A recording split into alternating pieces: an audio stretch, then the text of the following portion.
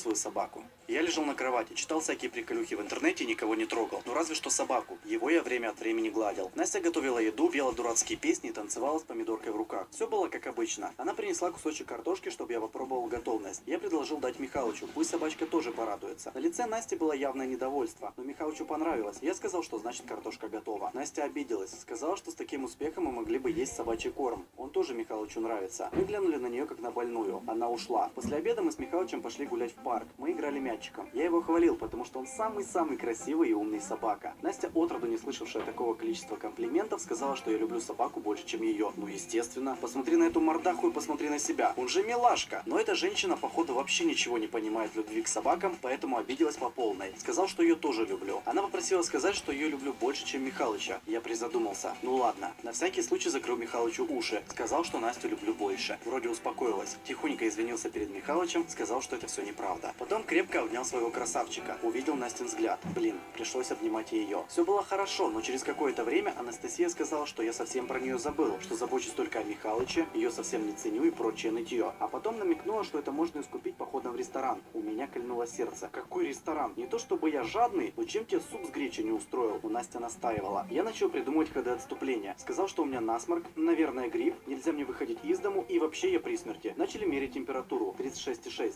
Настя не признала моей болезни. Ну ничего, я выиграл 7 минут. Теперь придумал более хитрый план. Поведал ей страшную тайну. Сказал, что проиграл все деньги в азартных играх. Что каюсь, был неправ, виноват, готов понести наказание, но в ресторан мы не пойдем, поскольку денег нет. Настя сказала, что знает, где лежит моя заначка и знает, что она в целости и сохранности. Вот сейчас было прям грустно. Все. Походу я пропал. Заставила меня идти мыть голову, а сама начала искать свой вечерний наряд. Из ванной я услышал ругань, обещание кого-то убить, снова ругань и даже пару матюков. Пошел разбираться. У Насти в руках лежало дырявое платье, а на кровати лежал обруганный, но невозмутимый Михалыч, который пару дней тому назад и погрыз это платье. Настя была в слезах, платье в дырах, а я доволен, потому что мы никуда не идем.